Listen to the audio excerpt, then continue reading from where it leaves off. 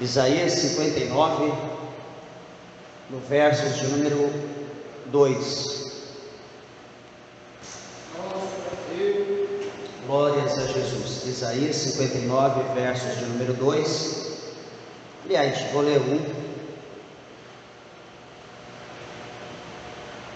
O primeiro livro dos profetas maiores, Isaías, o capítulo 59, e o verso de número 1, que diz assim a palavra de Deus: Eis que a mão do Senhor não está encolhida para que não possa salvar, nem o seu ouvido agravado para não poder ouvir, mas as vossas iniquidades fazem divisão entre vós e o vosso Deus, e os vossos pecados encobrem o seu rosto de vós, para que vos não ouça. Amém? Vamos orar a Deus. Peça para que o Senhor fale ao nosso coração nessa noite. Maravilhoso Deus, bom Pai, Criador dos céus e da terra, meu Deus, com alegria em nossa alma, Senhor, mais uma vez nós nos colocamos diante de Ti, meu Pai.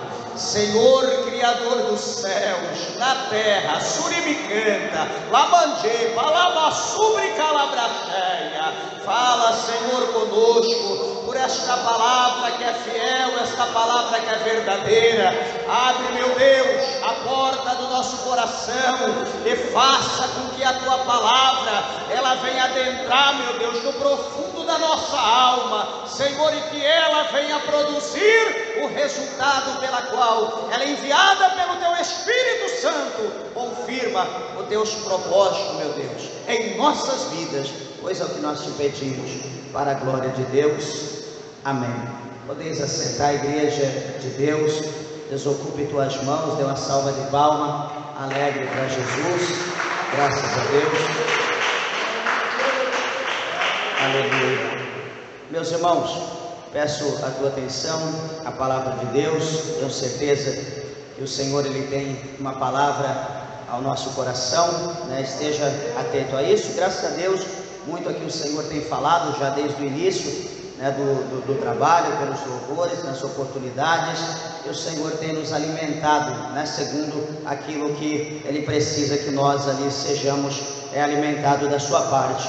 E aqui nessa palavra, a palavra gloriosa do profeta messiânico chamado Isaías, né, que teve um chamado muito interessante, né, da parte de Deus. A gente analisa, né, lá pelo capítulo de número 6, a gente observa que quando o rei Uzias, né, ele morre, né, está lá no capítulo 6 desse livro, e no tocante à sua morte, a Bíblia diz que então Isaías, ele vai ter uma visão, né, ele vai ver os céus abertos. E quando ele vê o céu, quando ele enxerga o céu aberto, a Bíblia é clara em mostrar para nós que ele contempla, né, ali o trono de Deus. Ele contempla ali o Senhor, né, assentado naquele trono extremamente cheio de glória. E ele observa que ali ao redor do trono, né, havia querubins, né, a Bíblia relata isso, no caso só no livro de Isaías, no capítulo 6, que fala acerca do querubim, aliás, do serafim, perdão. E esses serafins, então, eles voavam, né? A Bíblia diz que eles tinham 6 asas, que com 2 eles cobriam ali os seus pés, 2 eles tampavam os seus olhos, e com 2 eles voavam, né? Eles estavam ali no alto. E a Bíblia diz que então eles adoravam o Eterno, eles adoravam a Deus, né, ali em todo o tempo, né, para toda a eternidade. Eles adoravam o Senhor, dizendo: Santo, Santo, Santo é o Senhor dos exércitos, e a terra está cheia da sua glória. Então veja, meus irmãos, que ele tendo aquela visão, né, ele olhando, vendo tudo aquilo, né, muitas das vezes quando nós olhamos para essa palavra, a gente vê que lembra, né, um pouco mais atrás, aqui no livro de Deuteronômio, nos outros livros anteriores mesmo do Pentateuco, a gente vê que a Bíblia mostra para nós, por exemplo, em Êxodo, né, que o homem, ele nunca pôde ver Deus, nenhum homem ele viu Deus, porque no dia que o Senhor mesmo falou para Moisés, né, que homem nenhum viu a face de Deus e ficou vivo. né? Então aqueles que olhassem para a face de Deus, o homem que fosse, ele morreria. Mas interessante é que aqui nesse capítulo, né, alguém pode ler, olhar e falar, mas aqui, Isaías está vendo o Senhor assentado. Quando nós olhamos lá para o capítulo de número 1, né, do Evangelho segundo escreveu João, se não me falha a memória, o capítulo 18, a Bíblia, aliás, capítulo 1, verso 18, a Bíblia vai dizer para nós, né, que Deus, está escrito lá que Deus, ele nunca foi visto por ninguém, mas diz a parte B, que o Filho unigênito, que está ao seio do Pai, este o revelou, né? Ou seja, este o fez conhecer. Então, quando a Bíblia mostra para nós, né, que a glória de Deus, né, foi vista, ou que o Senhor foi visto no seu trono, automaticamente não o Deus Todo-Poderoso, mas o seu próprio Filho, Jesus Cristo, ali no seu trono de glória. Então veja que aqui Isaías, ele vê, quando Isaías ele tem essa visão, que ele ouve, o que ele ouviu, veio sobre Isaías uma preocupação, porque ele era conhecedor da lei. E ele, conhecendo a lei, ele sabia que ele não ia ficar vivo, pelo que ele viu, ele ia morrer certamente, era certo aquilo. E ele vai dizer, ai de mim, né, que vou perecendo, porque eu sou um homem de lábios impuros e habito em meio a um povo de impuros lábios. Ele já crê ali que ele vai morrer, ele já decreta a sua morte, ele já está dizendo que ele vai perecer, ou seja, ele vai morrer, pelo que ele estava vendo. Mas interessante é, né, que aquilo que aconteceu foi um trabalhar de Deus, né? Ele não estava ali, simplesmente ele não abriu uma janela ou uma porta, estava vendo alguma coisa alheia, né, olhando, vendo a privacidade de alguém, não, aquela situação foi o próprio Deus que permitiu, porque o próprio Deus queria revelar, né, para Isaías aquele mistério, e quando nós olhamos para isso, nós vemos que aquilo foi um chamado de Deus na vida de Isaías. De que maneira foi esse chamado? Foi um chamado por intermédio de uma visão, né? Quando ele olha, quando ele vê aquilo, o Senhor agora chama ele. E de que maneira que o Senhor chama? A Bíblia fala que aqueles anjos, aqueles serafins que lá estavam, que são anjos extremamente poderosos, eles pegam ali com a tenaz do altar, eles pegam ali, né, a tenaz é aquela tesoura que pega as brasas vivas. Então ele pega aquela brasa viva ali do altar, e a Bíblia diz que então é tocada ali, né, ele toca no lábio, né, na boca de Isaías, e então diz ali, né, o Senhor brada e diz, olha, os seus pecados são apagados, você está limpo de todos os seus pecados, ou seja, você agora está purificado, você agora foi remido, você agora foi vivificado, você agora é um novo homem, as coisas velhas se passaram, tudo agora se fez novo. Quando ele sente, né, certamente aquilo trouxe uma glória, trouxe algo muito tremendo sobre a vida de Isaías. A palavra do Senhor vai dizer que Isaías, ele vai ouvir uma voz, e aquela voz do trono, aquela voz lá de cima, vai dizer bem assim: quem enviarei? E quem há de ir por nós? Veja o chamado, a quem enviarei, o Senhor está dizendo, e quem há de ir por nós? Automaticamente naquele momento, se fosse antes, porém, Isaías ouvisse essa voz, Isaías ele iria ficar quieto. Por que ele ia ficar quieto? Porque ele se sentia um homem extremamente pecador, o pecado estava sobre a sua vida, havia ali um peso do pecado que iria impedi-lo de fazer a obra, de fazer a missão de Deus. Porque, meus irmãos, veja como que isso é natural. Quantos de nós, né, mediante o que nós sentimos no nosso coração, né, mediante aquilo que acontece com nós no dia a dia, vem determinadas ou certas preocupações nas nossas vidas, que quando nós ouvimos ou recebemos alguma coisa de Deus para fazer, a primeira coisa que nós vamos dizer é: eu não estou capacitado para isso. Eu sei que Deus tem algo na minha vida, mas primeiro eu tenho que me libertar disso, eu tenho que parar do que eu estou fazendo. Eu sei que está errado, mas eu preciso que Deus me dê força. Eu tenho que parar de certas coisas, de dizer certas coisas, de ver certas coisas, de ir em certos lugares primeiro. Deus precisa me libertar. Eu sei que eu estou errado. Está entendendo? A gente sabe da responsabilidade, a gente sabe da missão que Deus tem na nossa vida, mas automaticamente nós estamos precisando que o Senhor nos liberte de algo, para que então nós possamos caminhar a fazer aquilo que Deus ele tem mandado. Então Isaías, quando ele estava com o peso do pecado, certamente a única coisa que veio: eu vou morrer, estou perecendo. Mas quando ele é limpo o pecado, quando ele é lavado agora, que é tirado dele aquele pecado, o que vai acontecer com Isaías? Quando a voz diz: quem enviarei? Quem há de ir por nós? O que acontece com Isaías?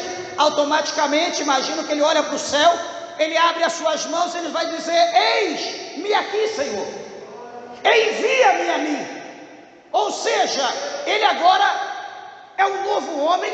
Agora, como Paulo falou, agora ele não vai viver mais para ele, agora ele vai viver para Cristo. Agora já não vivo mais eu, mas Cristo vive em mim. Agora o Senhor estaria agora utilizando a sua vida para que ele pudesse cumprir ali a vontade de Deus, para que ele pudesse fazer a obra de Deus na terra.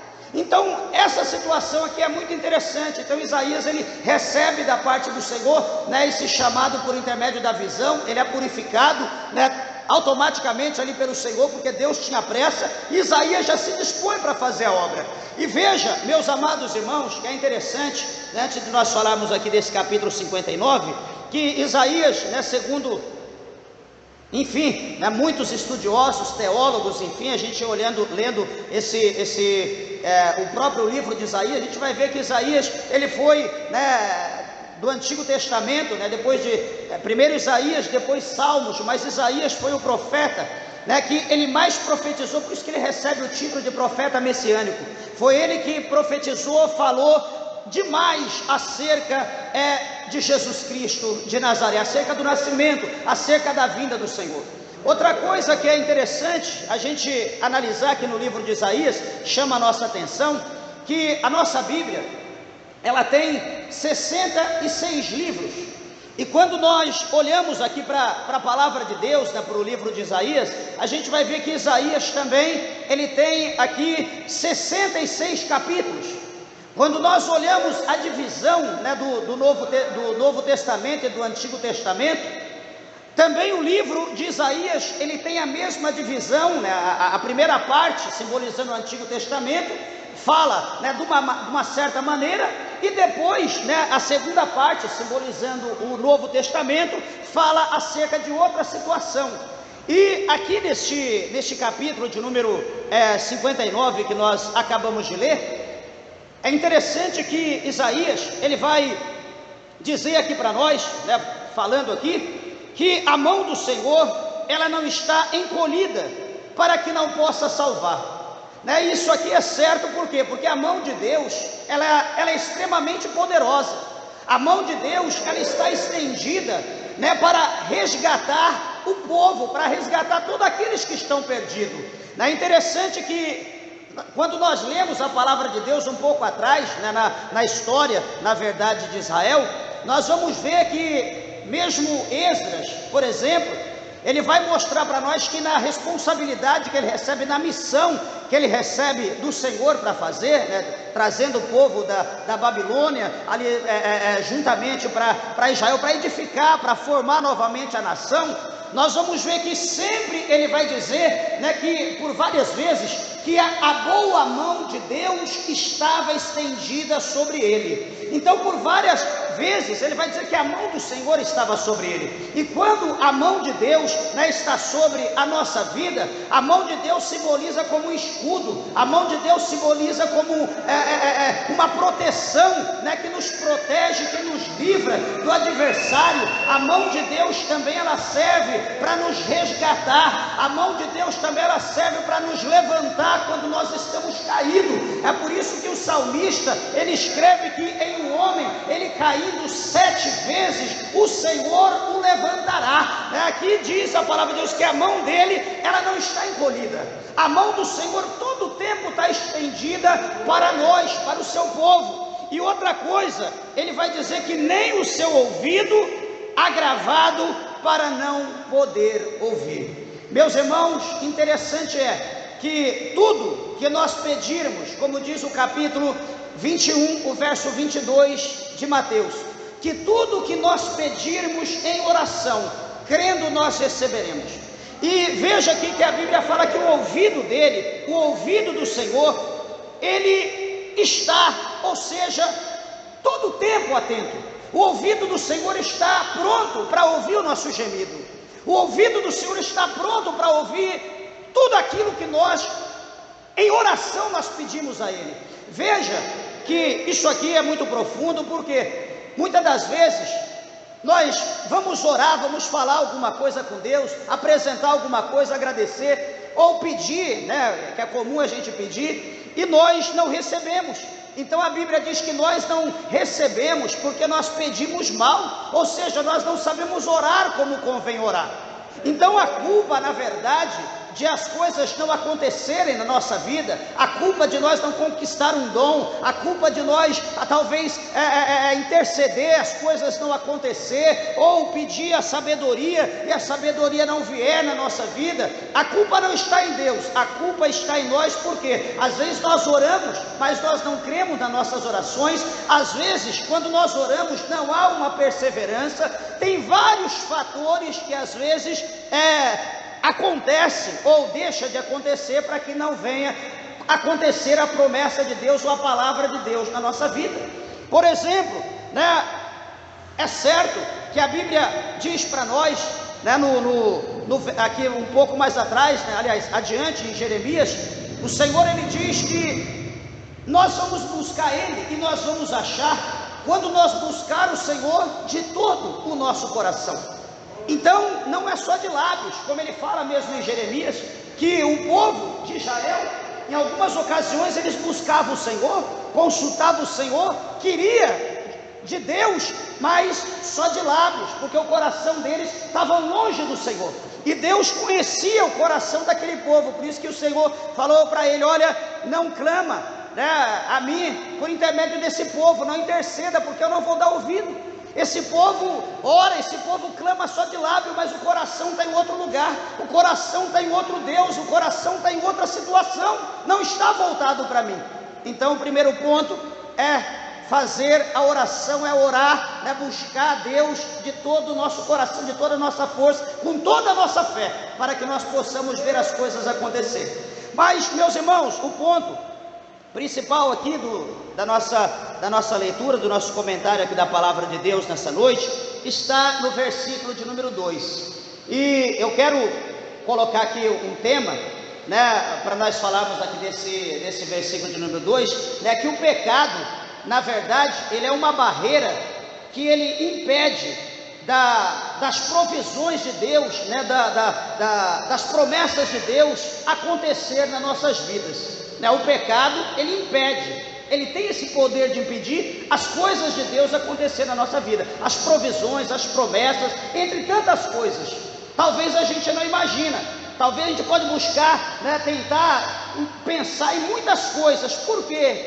Por quê? Mas a palavra certa, essa palavrinha de 6 letras, chamado pecado, que é um dos principais problemas, né, que impede as coisas acontecer em nossas vidas. Veja o verso 2, diz: mas as vossas iniquidades, ou vossos pecados, fazem divisão entre vós e o vosso Deus, e os vossos pecados encobrem o seu rosto de vós, para que vós não ouçam. Então aqui está o mistério principal, porque o pecado do homem, ele tem o poder de fazer a divisão, ele tem o poder de ser uma cortina, ele tem o poder de ser um obstáculo, né, de ser uma barreira, que vai fazer uma divisão entre eu e Deus, entre Deus e eu, né, uma barreira. Entre uma pessoa e outra está tudo normal, mas depende da situação. Eu coloco um tijolo daqui, outro põe o cimento de lá, eu ponho um tijolo daqui, outro põe o cimento de lá. Quando vê, eu não vou ver a pessoa do outro lado, nem a pessoa vai me ver. Por quê? Porque subiu, né, cresceu ali, foi edificada uma parede entre eu e aquela pessoa. Então o pecado simboliza, né, essa parede, essa barreira que vai dividir. Quando se diz dividir, se diz distanciar, né, de uma maneira muito distante Deus de nós, de forma que nós não vamos ouvir, nós não vamos ver, nós não vamos sentir a glória, a presença de Deus, que é essencial para toda a obra feita por Deus. E a primeira situação dessa que mostra para a gente, que às vezes a gente pode não acreditar, está lá atrás, lá no capítulo de número 3 do livro de Gênesis. Está lá, quem não conhece.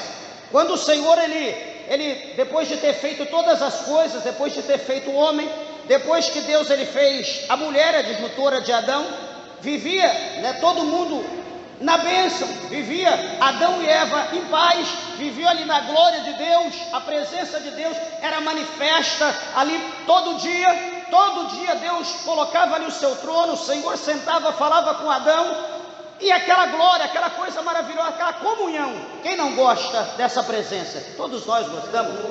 Mas o que vai acontecer, meus irmãos? O inimigo, ele não quer ver que eu, tenha comunhão, que eu tenha paz com Deus. O inimigo, ele não quer ver que você tenha paz, que você tenha comunhão com Deus.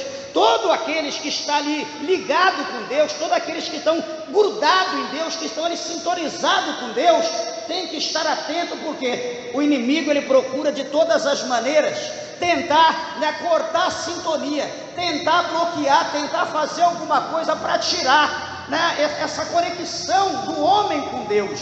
E nós temos que estar atentos, temos que estar vigilantes, porque quanto mais nós buscamos de Deus, quanto mais comunhão, quanto mais contato nós temos com Deus, mais nós temos que vigiar, mas nós temos que estar atentos, porque o nosso adversário não vai estar dormindo, o nosso adversário não vai estar correndo, o nosso adversário não vai estar fugindo léguas de nós, mas ele vai estar, de certa forma, perto de nós, como a Bíblia diz, nosso derredor. Ele vai estar olhando, ele vai estar procurando alguma coisa que a gente fale, alguma coisa que a gente faça, alguma coisa que a gente olhe, qualquer situação ou alguém perto da gente. Ele vai procurar um meio, ele vai procurar uma forma para ele introduzir uma seta, para ele colocar uma cunha, para ele colocar ali o primeiro tijolo, para ele colocar ali parte da parede, para ele colocar ali uma tora, para tentar nos impedir dessa comunhão com Deus. Quantas pessoas aqui talvez que já teve tanta tristeza das pedras de tropeço, dos empecilhos que se levantaram na sua vida, no momento que você mais estava buscando a Deus, que você achava agora vai, e alguém foi e te puxou o teu tapete e você caiu e falou: agora eu fui mesmo, fui para o chão. Mas em caindo, em tropeçando, a mão do Senhor está estendida para te levantar. Será que você crê na palavra de Deus? Será que você crê que Deus tem poder para isso? Meus amados, nós olhamos para a palavra de Deus, nós vamos ver que houve uma queda, e essa queda não foi brincadeira. A Bíblia vai dizer para nós que a Eva, veja que não foi Adão exatamente, é como eu falo, nós estamos buscando a Deus, nós estamos fazendo alguma coisa para Deus, nós estamos atentos, vigilantes, mas o inimigo pode estar procurando alguém ao nosso redor para usar essa pessoa para nos atingir. Será que você já pensou isso? Eu estou aqui igual um coco, eu estou aqui, eu sou uma benção, estou pisando na cabeça do cão, estou mandando fogo nele. Mas cuidado, que pode ter alguém do teu lado que você ama, que você gosta, que você talvez pode estar pisando na cabeça do cão, mas ele pode estar na cabeça daquele que ama, para depois, mais cedo ou mais tarde, ele também fazer a tua cabeça e fazer você sair do plano, do projeto de Deus, para cair na cilada, no laço que ele quer que você caia. Veja que Eva ali foi utilizada pelo inimigo, foi utilizada pela serpente. E quando ela é utilizada pela serpente, ela desobedece à ordem de Deus, que era para não comer o fruto da árvore. Ela come, ela dá o fruto para Adão, ou seja, ambos os dois pecam, ambos os dois desobedecem. O que vai acontecer agora? Olha o que diz aqui: as vossas iniquidades fazem divisão entre vós e o vosso Deus. Pecaram, iniquidade, cometeram iniquidade. O que vai acontecer? Adão, ei Adão, cadê você? Vamos conversar. Me apresenta o relatório do dia, como foi o dia. Adão está lá, escondido, atrás de uma árvore, está lá com algumas folhas, coberto, Eva também, estão lá tampando a vergonha. Adão, o que aconteceu? Porque você está escondido? A propósito, você comeu do fruto? Senhor, a mulher que o Senhor me deu, ela comeu e me deu do fruto. Eva, você comeu do fruto? Senhor, a serpente disse que era minha amiga, me enganou, eu comi. Serpente,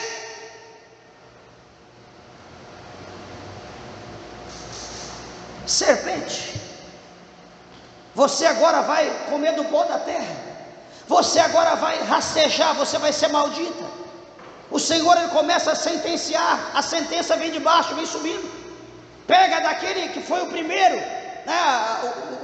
Adão foi o último, né, a pecar, porém a serpente foi o primeiro, o pecado começou por ela, então ela agora vai ser julgada primeiro. Ela é julgada, o Senhor a condena, não sei a forma que ela andava, se voava, mas a serpente agora, ela vai rastejar, e ela agora vai comer do pó da terra, ela é sentenciada. O Senhor vai dizer que, no capítulo de número 3, no verso 15, sentenciando a serpente, o Senhor vai dizer para ela: serpente, vai levantar um dia, vai nascer do ventre da mulher, vai nascer um que vai esmagar a tua cabeça, vai nascer um do ventre da mulher que vai pisar na tua cabeça. Deus ali, ele está punindo a serpente, Deus ali, ele vai tirar o homem da sua presença, Deus vai lançar o homem para fora do Éden. Mas detalhe, Deus não exclui o homem por inteiro, Deus não tira o homem todavia da sua presença. Deus já faz uma promessa: vai levantar um, vai surgir, vai nascer um do ventre da mulher, que esse vai esmagar a tua cabeça. É por isso que o apóstolo Paulo, lá no capítulo 16, no verso 20 da sua carta aos Romanos, ele diz que em breve o Deus de paz, ele esmagará Satanás embaixo dos nossos pés. Louvado seja o nome santo do Senhor. Presta bem atenção, uma coisa que então Deus exclui, Deus sentencia a mulher, Deus dá sentença para Adão, e agora o Senhor dá sentença para a terra, e agora o pecado entra na terra. Então essa situação do pecado fez com que Deus, ele se distanciasse de uma maneira tão longe, tão longa, que agora Adão, ele ia comer do seu suor. Adão teria que plantar, Adão teria que cultivar a terra, Adão teria que dar um jeito, ele teria que agora aprender a fazer tudo com suas forças, com seu suor. Não ia cair mais do céu, não ia dar sem precisar, não, agora ele tinha que arregaçar as mangas, ele tinha agora que trabalhar. Agora ele não vai ouvir mais a voz de Deus, agora Deus não vai aparecer: aí meu servo, fala para mim como que você está doente, precisa que eu te cure, quer que eu te dê alguma coisa para comer, quer alguma coisa para beber, fale alguma coisa do dia. Não, agora não vai ser dessa maneira, agora ele tem que se virar em outra terra, não é mais do Éden, agora ele vai para outro lugar, ele vai começar uma nova vida. Meus irmãos, eu quero dizer uma coisa aqui: com Deus, por mais que as coisas estejam difíceis, nós conseguimos ver, né, dentro desse túnel, a gente consegue ver do outro lado, ali como uma luz no fim do túnel, né, porque a presença de Deus de contínuo está conosco. Mas quando nós estamos sem Deus, meus irmãos, louvado seja o nome do Senhor, por menor que seja o problema se torna insolúvel. Nós não conseguimos solucionar, nós não conseguimos fazer nada para melhorar a situação. Quanto mais nós fazemos, parece que mais as coisas pioram. Quantas pessoas não têm vivido isso? Quantas pessoas têm tentado sozinho? Não preciso, eu consigo, eu tenho força, eu tenho sabedoria, eu tenho garra. A Bíblia diz que o homem, ele não prevalecerá pela força do seu braço. Ele não prevalecerá, ele precisa de Deus. Todos nós precisamos do Senhor, todos nós precisamos de Deus com a gente, porque o que acontece? O nosso pecado contínuo, o nosso pecado dioturnamente, esse pecado vai fazer com que Deus, ele vai se distanciar cada vez mais de nós. Não adianta, né, aquele jargão que a pessoa diz: eu tenho Deus no meu coração, eu não preciso aceitar Jesus, não, eu já tenho Deus na minha vida. Você tem Deus na tua vida? Você tem Deus só pelo nome? Você tem Deus porque pendura ali uma corrente, tem um crucifixo, carrega ali um desenho na sua carteira, na sua bolsa, tem lá uma imagem lá na parede da tua casa, tem algum nome lá de algo que você diz que é um Deus, que é um santo. Isso não quer dizer que você tem Deus na sua vida, isso quer dizer que você é um assíduo pecador, isso quer dizer que você é desobediente, isso quer dizer que você está ali em guerra contra os céus, em guerra guerra contra Deus, porque você está declarando a tua fé, a tua obediência, o teu temor a alguém que não tem poder para mudar a tua vida em hipótese alguma, alguém que a Bíblia diz que tem olho, não vê, tem ouvido, não ouve, tem boca e não fala, tem mão e não apalpa, tem pés e não anda. Alguém que você precisa carregar, que precisa levar, e que nunca vai fazer nada de bem para a tua vida, a não ser levar a tua alma para o inferno, se você não largar e aceitar Jesus Cristo. Está entendendo como as coisas é simples? É assim, é dessa maneira. A Bíblia fala para nós não pecarmos. Mas quem não peca? No capítulo 8 de João, quando aquela mulher foi pega em pleno ato de adultério, estava ali praticando, ela foi pega. Vem escriba, fariseu, toda a raça de coisa que não presta, e pegou aquela mulher no ato, pegou a mulher. Jesus estava no templo, depois de ter vindo do monte, passado a noite no monte, veio para o templo e estava ensinando. Imagina a unção de Jesus ali. E diz que chega aquele monte de gente, levando aquela mulher, ali amarrada, presa, segura, sei lá, coloca ela diante de Jesus e disse: mestre, nós queremos ouvir-te. Essa mulher, ela foi pega em pleno ato de adultério. Essa mulher está em pecado, é uma pecadora. E segundo a lei, o nosso pai Moisés nos ordena, nos ensina que a tal tem que ser apedrejada. E nós a trouxemos aqui para ver o que o senhor vai dizer, o que o senhor fala acerca, se o senhor concorda, não, tem um plano B, enfim, diz alguma coisa. Jesus está ali escrevendo, continua quieto, escrevendo. Suponho que Jesus começa a analisar o coração de todo mundo ali, naquele momento, já sabendo, talvez, já havia sido revelado.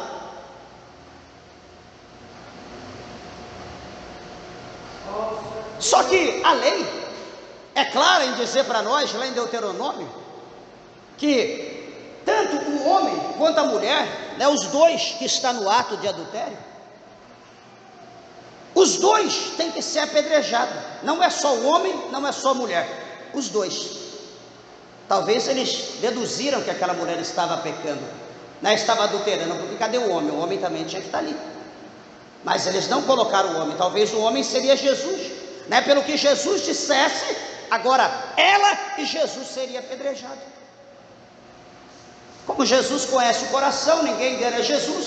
Jesus levanta a cabeça, olha para eles e diz: quem dentre vós que não tiver pecado, que seja o primeiro a apedrejá-lo. E Jesus se inclina e continua escrevendo.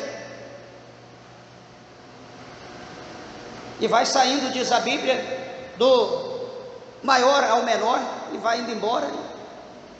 Todo mundo vai embora, houve um silêncio.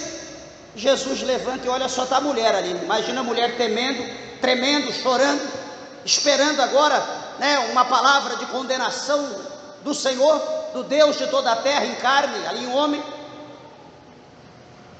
Jesus olha para ele e diz: mulher, cadê os teus acusadores? Eles não te condenaram?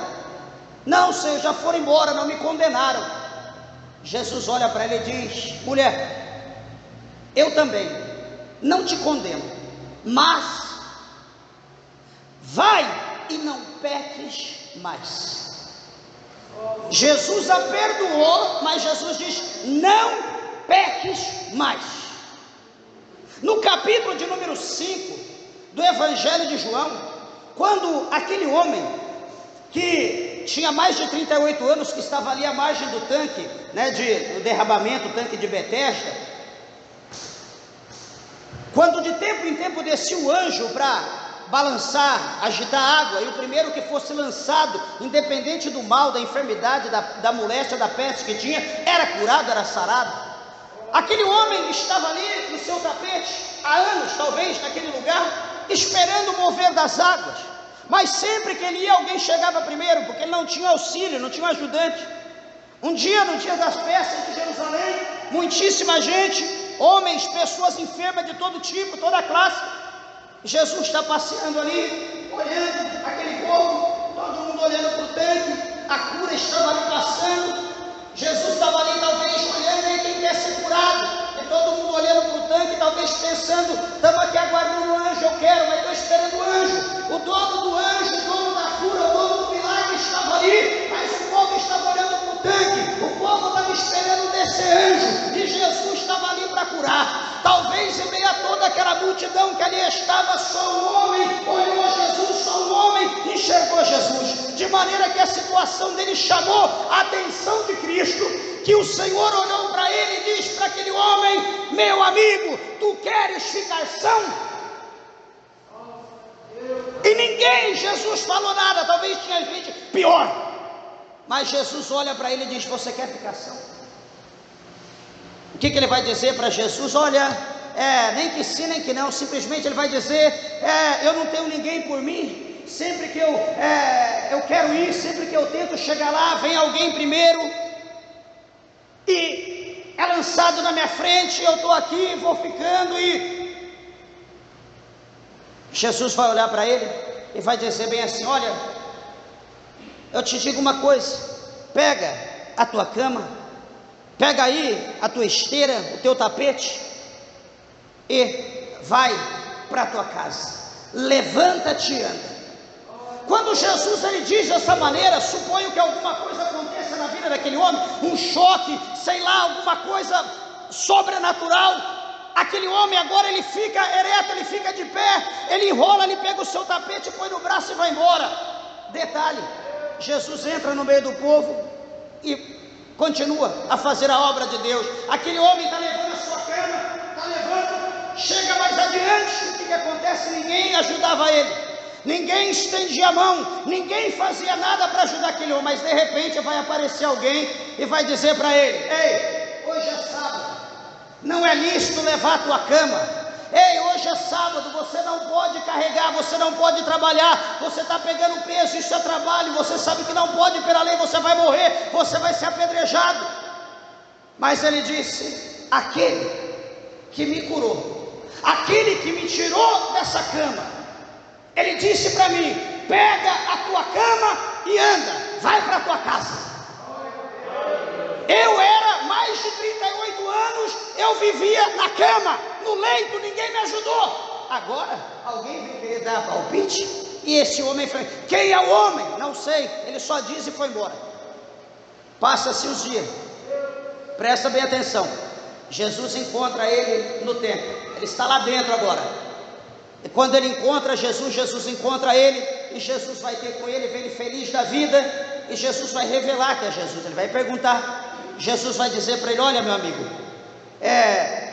deixa eu te dizer uma coisa, não peques mais, para que não te suceda coisa pior do que antes. Nós estamos falando em pecado que distancia o homem de Deus. Então veja que Jesus perdoa ele, né? O motivo dele estar na cama era por causa de pecado. Jesus perdoa o pecado dele, e agora aquela doença, aquela escravidão, aquele homem que estava escravizado, ele agora vai ser liberto. Só que Jesus vai dizer: não peques mais, não pratique as coisas que você praticava, ou as coisas que outros praticam, porque a misericórdia de Deus te alcançou. E o que pode ser pior, meus irmãos, do que alguém viver mendigando, viver num tapete, viver numa sarjeta? O que pode ser pior do que isso? A morte. Por isso que Jesus diz: não peques mais, para que não te suceda coisa pior. Interessante é que não há ninguém que não peque, todos nós pecamos, né? Até hoje nós dizíamos na visita, como está escrito lá na epístola de João, lá no final, João ele diz para nós que, né, no capítulo 2 da sua primeira epístola, para nós não pecarmos. Ele diz lá categoricamente, mas ele diz: se vocês pecarem, se alguém de vocês pecar, fique tranquilo, fique em paz, porque nós temos um advogado junto ao Pai, e esse advogado, ele intercede por nós. Esse advogado é Cristo. Esse advogado é Cristo. Então o que eu quero dizer, né, em suma, o que eu quero falar acerca disso para os irmãos, é que muitas das vezes nós olhamos para as circunstâncias da vida, para aquilo que nós temos vivido, e a gente acha que a situação que nós estamos vivendo não tem mais jeito. A gente agora coloca em nós ali um sinal, coloca ali em nós um símbolo, alguma coisa, um selo, e esse selo está escrito condenado, não tem mais jeito. Mas quem diz que não tem mais jeito para você? Quem diz que não tem mais jeito para nós? Louvado seja o nome do Senhor. Jesus, Ele está aqui, e Jesus é aquele que Ele não condena. Jesus, Ele está aqui para nos absorver, porque enquanto a vida há esperança. Nós podemos ter tropeçado, nós podemos ter caído, nós talvez estamos rastejando, talvez estamos de joelho, mas a mão santa, a mão bendita dele está aqui para segurar, para nos levantar, para nos colocar de pé e dizer: meu filho, continua a caminhada, porque eu ainda tenho uma obra contigo nessa terra, eu ainda tenho algo para realizar, e eu conto com você. Será que você crê na palavra de Deus? Será que você crê? Será que você pode adorar a Deus nessa noite? Canamassúbria, surimicanda, labasterianda, labaia. Bendito seja o nome do Senhor. Então a gente se regozija, então nós nos alegramos em ouvir isso, mas detalhe, nós não podemos, né? Porque Deus, Ele é longânimo, só que Deus é longânimo, mas Deus não é bobo. Deus é longânimo, mas Deus não é retardado. Eu sempre lembro isso. Sabe por quê? Porque a gente acredita que Deus nos perdoa, e amanhã está lá nós de novo, no mesmo copo de cachaça que hoje. Ô pastor, já o último, será que Deus me perdoa? Perdoa, joga fora, amém. Amanhã está lá de novo no mesmo copo, depois do mesmo copo, depois de novo. Ué, mas que negócio é esse? Peraí, você perdoou, você pediu perdão, você se arrependeu, então foge da aparência do mal. Pastor, mas pega um copo com água, pega um copo de suco, pega alguma outra coisa, substitua. Não volte de novo, não vá novamente, como a porca lavada voltar ao despojadouro de lama, foge, como o cão voltar ao seu próprio vômito, foge disso. Você está vendo que está errado, fuja da aparência do mal, fuja do pecado, distancie daquilo, porque o diabo, ele não quer que nós tenhamos comunhão com os céus, ele não quer que nós tenhamos comunhão com Deus. Então por isso ele prepara todas as artimanhas, por isso ele trabalha de todas as maneiras para nos tirar da comunhão com os céus, da comunhão com Deus. Mas deixa eu te falar uma coisa, vai chegar um dia, vai chegar um momento que o Senhor, Ele vai julgar cada um de nós. A Bíblia diz também que até as crianças, elas vão ser julgadas, se as suas obras elas foram boas ou elas foram más, até as crianças serão julgadas. Mas eu quero dizer que o Senhor hoje está perdoando, o Senhor hoje está limpando nossos pecados. Hoje o Senhor quer que nós nos achegamos a Ele, para que Ele se achegue a nós. O Senhor quer que nós vivemos na unidade, Ele quer isso, que nós vivemos em comunhão, unidos. A igreja unida na mesma fé, como Ele está unido com o Pai. Então Ele quer que nós vivemos nessa união. Só que detalhe, meus irmãos, presta bem atenção uma coisa, hoje Ele está fazendo isso, Ele quer união, Ele quer que nós nos unimos, está perdoando nossos pecados, para nós nos unirmos a Ele. Só que detalhe, nós não somos obrigados, ninguém aqui é obrigado a viver em união, ninguém aqui é obrigado a viver com Jesus, aceitar Jesus. Só que detalhe, a gente não pode esquecer disso, que Jesus, Ele é o autor de tudo que nós precisamos, e o que nós mais precisamos é a salvação da nossa alma. Nós não encontramos salvação em nenhum outro ser, não existe tesouro, não existe nada precioso nessa terra, na galáxia, em nenhum lugar que possa imaginar, que possa salvar a nossa alma, a não ser Jesus Cristo de Nazaré. Ele é o único que pode nos dar salvação, não existe outro. Não existe outro meio de ter salvação. Talvez você possa querer qualquer coisa nessa terra, mas você não quer Jesus, então você não quer salvação. Quantas pessoas que você pergunta se quer salvação, quer Jesus? Não, hoje não, deixa para amanhã. Como se a pessoa tivesse certeza que amanhã ele vai viver, como se ele tivesse certeza que amanhã ele terá o fôlego de vida. Então deixa eu te dizer uma coisa, se nós rejeitarmos Jesus hoje, se nós rejeitarmos a salvação da nossa alma hoje, se nós rejeitarmos o perdão dos nossos pecados hoje, se nós falarmos, não, estou bem assim mesmo, eu não quero, amanhã, quando a gente perecer, quando nós descemos à sepultura, quando a Bíblia diz que a carne vai voltar para o pó, porque a carne é pó, é terra, a carne vai voltar para a terra, o espírito volta para Deus, e a alma vai seguir o juízo. Aí que o negócio vai começar e que vai ficar interessante, por quê? Porque depois que seguir o juízo, depois que a alma seguir o caminho dela, a alma vai seguir o caminho que você ensinar ela. A alma é como uma criança, a Bíblia não diz, instrui a criança no caminho que se deve andar, e quando se envelhecer, jamais se desviará dele. A alma é dessa maneira. Se você está ensinando, está instruindo ela a subir, a seguir em frente, a olhar para o alto, ela vai seguir em frente, olhando para o alto toda a vida e mais 6 meses, até o fim. Mas se você ensinar a sua alma, olhar para a direita, olhar para a esquerda, parar, olhar para trás como a mulher de Ló, o que aconteceu com a mulher de Ló? Virou estátua de sal. O que vai acontecer com a sua alma? Inferno. Então você que decide a eternidade, você que vai decidir se ela vai receber o perdão de Deus ou se ela vai ser condenada por Deus. Você tem que decidir hoje a tua vida. Então nós não podemos ser egoístas bastante, de tamanho tão grande, de querer só o prazer para a nossa carne e saber que essa carne não vale nada. Essa carne, desculpa da expressão, é um lixo. Essa carne é só uma capa para a alma habitar nela.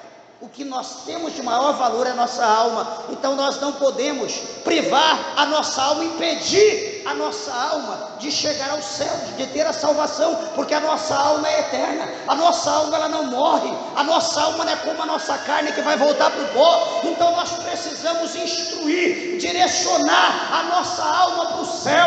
Nós precisamos servir a Deus, buscar a Deus, ter contato, ter comunhão com o Pai, fazer não mais a nossa, mas a vontade dele, por intermédio do Espírito Santo que habita nas nossas vidas. Louvado seja o nome do Senhor.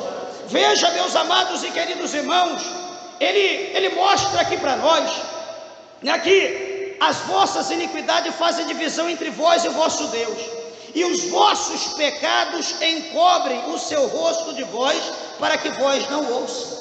Lá no capítulo de número 4, no versículo 4 de Tiago, o evangelista Tiago, ele escreveu dizendo: adúlteros e adúlteras, não sabeis vós que a amizade com o mundo é inimizade contra Deus?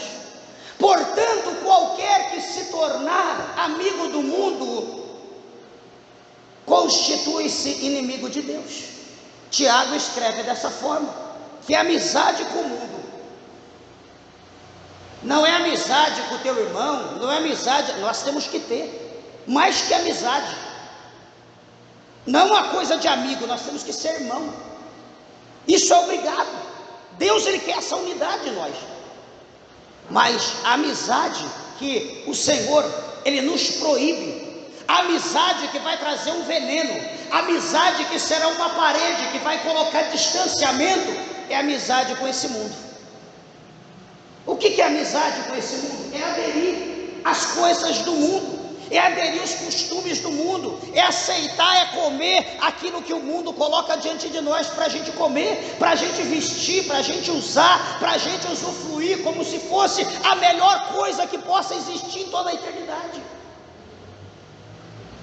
Queridos, o inimigo, ele tenta enganar, como fala em 4:4 de 2 Coríntios, diz a Bíblia que ele cega, ele tem o poder de cegar as pessoas. Nós estamos aqui enxergando tudo, sim, o que convém para a nossa carne, mas para o nosso espírito nós estamos cegos, porque o diabo, ele tem o poder de cegar as pessoas.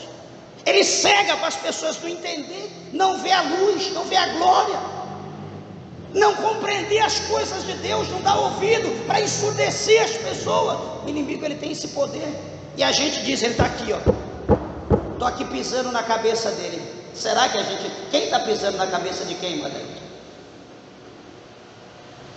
Será que a gente está pisando na cabeça de alguém?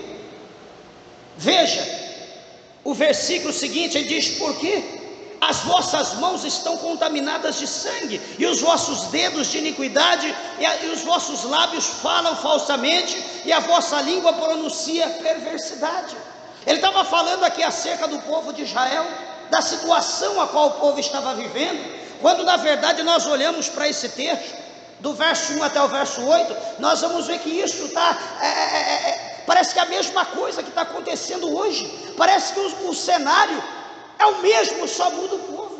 É a mesma coisa que está acontecendo hoje, né? É lábios mentirosos, é mão enganosa, mão falsa, é contratos mentirosos, é palavras falsas, é tanto tipo de coisa errada, que nós vamos passar para falar: meu Deus, como que Deus ele é tremendo, como que Deus ele é poderoso. E sabe o que isso quer mostrar para nós? Sabe o que o Espírito de Deus quer dizer? Que nós precisamos nos achegar a Deus, nós precisamos voltar a Deus com o coração puro, com o coração limpo, esquecer esse mundo, esquecer as coisas desse mundo. Por quê, meus irmãos? Se nós amarmos esse mundo vai passar, as coisas vão ficar, e se nós estivermos com esse mundo, nós vamos ficar ancorados com esse mundo, nós não teremos como sair dele.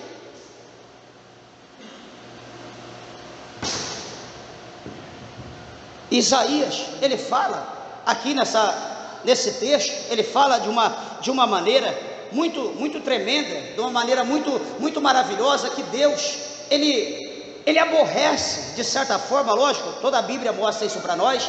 Deus, ele ama o pecador, Deus ele não quer destruir ninguém. O que Deus abomina, o que Deus quer fumegar é o pecado. Mas uma hora Deus fumega o pecado, uma hora Deus fumega o pecado, põe o pecador para cá, fumega o pecado, põe o pecador para cá, fumega o pecado, que chega uma hora que é tanto, que o pecador vai ser atingido, ele vai ser fumegado junto com o pecado. Deus está dizendo aqui para o povo que o povo precisava se limpar, que o povo precisava se achegar, que o povo precisava se humilhar, para que então, depois de todo esse processo, como está lá em Crônicas, então os ouvidos do Senhor estariam abertos para ouvir a oração, e os olhos do Senhor atentos, né? Os ouvidos atentos, e os olhos abertos, contemplando aquele povo, a oração daquele povo, a comunhão daquele povo, o pensamento daquele povo, a intenção do coração daquele povo. Então, por intermédio disso, deles se achegarem, o Senhor então ia perdoar os pecados deles, o Senhor ia sarar a terra, o Senhor ia derramar a chuva serôdia, a chuva temporã, e esse povo eles seriam abençoados por Deus. É uma coisa que é interessante, eu encerro, que as bênçãos de Deus, ela vem sobre a nossa vida por intermédio da obediência nossa para com Deus, do nosso respeito, da intenção do nosso coração para com Deus, de examinar a palavra de Deus e colocar em prática a palavra de Deus. Não é o que eu estou dizendo aqui, é o que está escrito aqui na palavra do Senhor. As bênçãos do Senhor virá da nossa obediência, do nosso temor a Deus. Alguém diz: não, tem que fazer certo sacrifício, tem que fazer aquilo, tem que dar, tem que comprar. Não, Deus, Ele quer a nossa obediência. Deus quer que nós andamos reto, como aconteceu com aquele servo chamado Jó. Quem não lembra de Jó? O que Jó fez para ser abençoado? Simplesmente temente, reto, se desviava do mal. Só não mostrava ele jejuando, se acabando noite e dia, orando 24 horas por dia. Não, ele era obediente, ele cumpria a ordem de Deus. Não mostra ele lá fazendo missão, viajando para toda a terra. Não, ele era obediente, temente, reto, desviava do mal. E o Senhor o abençoou ele de uma forma terrível. Agora eu vou fazer campanha, vou fazer isso, vou fazer aquilo, mas o mais importante, não sou obediente, não obedeço a Deus. Se eu não obedeço a Deus, eu não obedeço pastor, não obedeço obreiro, eu não obedeço pai, mãe, não sou submisso a ninguém, porque primeiro eu tenho que obedecer a Deus. Se eu não obedeço a Deus, se eu não estiver bem com Ele, eu não estou bem com ninguém. Esse é o ponto. Aí a gente pergunta: será que nós estamos bem com Deus? Isso pode ser o princípio. Então, primeira coisa, Jó era temente, ele era obediente, ele era reto. Aí vamos colocar nossa vida baseada em Jó. Será que nós somos assim? Olha a vida de Daniel, olha como Daniel era na Babilônia. exemplar, de maneira que a perseguição veio contra ele, mas o Senhor o honrou na cova do leão e exaltou ele depois. Então são coisas que a gente vê na Bíblia. Não precisa, não, eu tenho que ter entendimento. Não, você lê, você vai entender, é coisa simples. Então esse é o ponto, para que nós venhamos ter a comunhão com Deus, a presença de Deus na nossa vida, por intermédio do Espírito Santo, e para que nós venhamos ser abençoados. Então vamos tirar nessa pedra de tropeço, vamos tirar o pecado que está no nosso caminho, na nossa frente, para que as promessas de Deus, para que as bênçãos do Senhor, elas possam ser derramadas em nossa vida, em nosso coração, em nossa família, em tudo aquilo que nós fizemos nesse pouco tempo que nós estamos passando aqui nessa terra. Amém, meus irmãos? Que Deus abençoe a tua vida. As palmas bem alegres, exalta e glorifica o nome do nosso Deus.